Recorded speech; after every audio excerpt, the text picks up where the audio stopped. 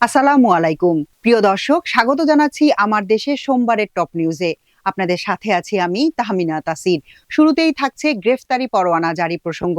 Helicopter থেকে গুলির প্রমাণ, র্যাবের সাবেক ডিজি হারুনের বিরুদ্ধে গ্রেফতারি পরোয়ানা। ছাত্র জনতার আন্দোলন দমাতে জুলাই আগস্টের র্যাপিড অ্যাকশন ব্যাটালিয়নের হেলিকপ্টার থেকে গুলি ছোড়ার প্রমাণ এখন আন্তর্জাতিক অপরাধ ট্রাইব্যুনালের হাতে। তাই সে সময়কার মহাপরিচালক হারুনুর রশিদকে গ্রেফতারে পরোয়ানা জারি করেছে ট্রাইব্যুনাল। গুলি ছোড়ার নির্দেশদাতা ও বাস্তবায়নকারী হিসেবে তার বিরুদ্ধে এ আদেশ দেয়া হয়। রোববার সাংবাদিকদের এ তথ্য জানান ট্রাইব্যুনালের চিফ প্রসিকিউটর তাজুল ইসলাম। যদিও শুরু থেকেই র্যাব এ অভিযোগ অস্বীকার করে আসছে। এ সময় ট্রাইব্যুনালের চিফ প্রসিকিউটর জানান, জুলাই গণহত্যায় এখন পর্যন্ত 96 জনের বিরুদ্ধে গ্রেফতারি পরোয়ানা জারি হয়েছে, কিন্তু এখন পর্যন্ত গ্রেফতার হয়েছে মাত্র 50%। ঘুষ খেয়ে 55,000 রোহিঙ্গাকে ভোটার বানান সাবেক ইসি সচিব হেলাল উদ্দিন। বাংলাদেশে আশ্রয় নেয়া রোহিঙ্গাদের মধ্যে 55,310 জন শরণার্থীকে এদেশের নাগরিকত্ব দিয়ে ভোটার বানিয়েছেন নির্বাচন কমিশনের সাবেক সচিব হেলাল উদ্দিন আহমদ।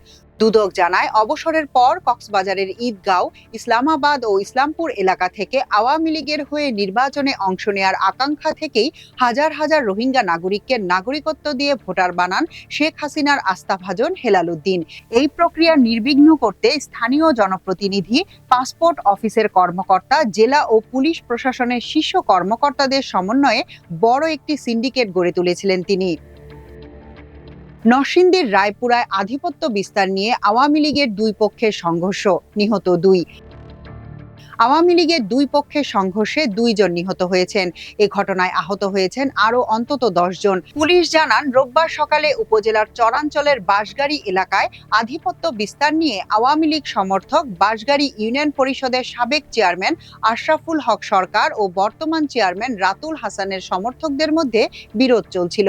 এর জের ধরে রোববার সকালে দুই পক্ষের লোকজন বন্দুক ও দেশীয় অস্ত্র নিয়ে সংঘর্ষে জড়িয়ে পড়লে হতাহতের এ ঘটনা ঘটে। বরিশাল সিটির 60,000 টিসিবি কার্ড বাতিল। বরিশাল সিটি কর্পোরেশনের 30টি ওয়ার্ডের নিম্ন আয়ের মানুষের জন্য বরাদ্দ 60,000 টিসিবির ফ্যামিলি কার্ড বাতিল করা হয়েছে। অনিয়মের অভিযোগে সাবেক সিটি মেয়র সেরনিয়াবাদ সাদিক আব্দুল্লাহ সময় করা তালিকার 90,000 কার্ডের মধ্যে 60,000ই বাতিল করে দেয় বিসিসি। অভিযোগ রয়েছে, প্রকৃত দুস্থ ও অসহায় মানুষদের বঞ্চিত করে দলীয় পরিচয়ই তালিকা তৈরি করা হয়েছিল। এছাড়া এক পরিবারে একাধিক ব্যক্তির নামে টিসিবি কার্ড বিতরণের মতো অভিযোগও ছিল। বরিশাল সিটি কর্পোরেশনের প্রধান নির্বাহী কর্মকর্তা মোহাম্মদ রেজাউল বারী জানান, বাতিল হওয়া কার্ডগুলো নতুন করে দরিদ্রদের মাঝে বিতরণ করা হবে। এবার আন্তর্জাতিক। গাজা সম্পূর্ণ সাফ করার পরিকল্পনা ট্রাম্পের। ডোনাল্ড ট্রাম্প আমেরিকার 47তম প্রেসিডেন্ট হিসেবে দায়িত্ব গ্রহণ করেছেন মাত্র 1 সপ্তাহ। এরই মধ্যে অভ্যন্তরীণ ও বৈদেশিক উভয় বিষয়ে বিভিন্ন নির্বাহী আদেশ জারি করেছেন তিনি। ঘোষণা করেছেন নিজের নানাবিধ পরিকল্পনার কথা।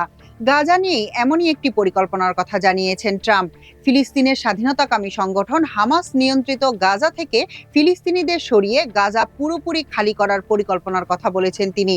মধ্যপ্রাচ্যে শান্তি প্রতিষ্ঠার উদ্যোগের অংশ হিসেবে তাদের মিশর ও জর্ডান সহ অন্য আরব দেশে পাঠানোর ইচ্ছেও প্রকাশ করেছেন ট্রাম্প। তার এই বক্তব্য বিশ্বজুড়ে আলোড়ন সৃষ্টি করেছে। গত শনিবার প্রেসিডেন্টের ব্যক্তিগত বিমান এয়ারফোর্স ওয়ানে বসে সাংবাদিকদের সঙ্গে 20 মিনিটের প্রশ্নোত্তর পর্বে এসব কথা বলেন তিনি। সবশেষে খেলার খবর, বিপিএল প্রসঙ্গ। সিলেটকে উড়িয়ে প্লে অফে তামিমের বরিশাল। দ্বিতীয় দল হিসেবে প্লে অফ নিশ্চিত করল ফরচুন বরিশাল।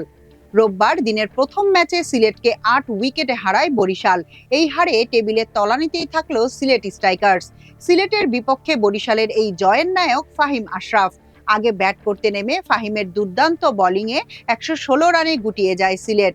19 বলে 24 রান করেন জাকের আলী। এছাড়া 13 রান করেন তানজিম হাসান সাকিব। জবাবে 4 ওভার বাকি থাকতেই জয় তুলে নেয় বরিশাল। 51 বলে 52 রানে অপরাজিত থাকেন তামিম ইকবাল। 42 রানে অপরাজিত ছিলেন মুশফিকুর রহিম। 30 বল খেলেন এই উইকেটরক্ষক ব্যাটার।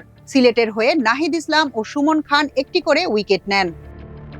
এখনকার মতো এ পর্যন্তই। প্রিয় দর্শক, সবাই ভালো থাকুন, সুস্থ থাকুন, থাকুন আমার দেশের সঙ্গে। চ্যানেলটি ভালো লাগলে সাবস্ক্রাইব করুন, লাইক, শেয়ার ও ফলো করুন আমাদের ফেসবুক পেজ। আল্লাহ হাফেজ।